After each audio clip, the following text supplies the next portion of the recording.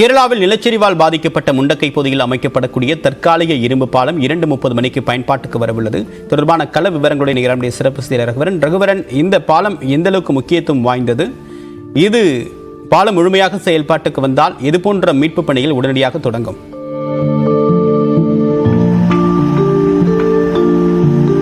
தற்போது இந்த முண்டக்கை பகுதி துண்டிக்கப்பட்ட பகுதியாக இருந்த நிலையில அந்த இரும்பு பாலம் இருவிழிஞ்சி சொல்லக்கூடிய அந்த ஆற்றின் கீழே இந்த இரும்பு பாலமானது அமைக்கும் பணியானது கடந்த 2 நாட்களாக நடந்து பெற்று வந்தது. நேற்று நள்ளிரவு விடிய நடந்த பணியின் காரணமாக தற்போது இந்த பாலத்தின் அமைக்கும் பணி முடிந்திருக்கக்கூடிய சூழ்நிலையில மீட்பு படை வாகனங்கள் தற்போது வர தொடங்கி இருக்கின்றன. குறிப்பாக பாத்தீங்கன்னா நாம முண்டக்கை பகுதியில் இருக்கிறோம். இப்ப முண்டக்கை பகுதியில இப்போ கூட பாத்தீங்கன்னா மீட்கப்பட்ட உடல்கள் எடுத்து சென்றப்பட்டு கொண்டிருக்கிறது.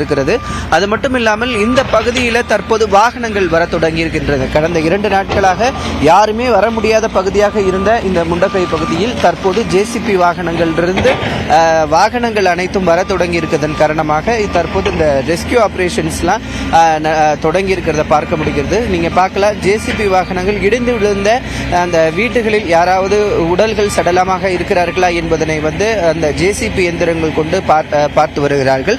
காலையிலிருந்து இதுவரைக்கும் பார்த்தீங்கன்னா 8 உடல்கள் இந்த பகுதியில் இருந்து மட்டும் எடுக்கப்பட்டிருக்கு. அந்த அளவுக்கு யாருமே வர முடியாத ஏன்னா இந்த ரெஸ்கியூல இருக்கிறவங்களும் நடந்து போய் அந்த இடத்துல பார்க்க முடியல. ஏன்னா சேரும் சகதியுமா இருக்கு ரொம்ப. அதனால ஜேசிபி இது போன்ற ஜேசிபி வாகனங்கள் கனரக வாகனங்கள் வந்ததுக்கு பிறகுதான் இந்த மீட்கும் பணியானது தொடங்கி இருக்கிறது. அது மட்டும் இல்லாமல் இந்த பாலம் முற்றிலுமாக மதியம் 2:30 மணிக்கு பாலமும் திறக்கப்பட இருக்கிறது.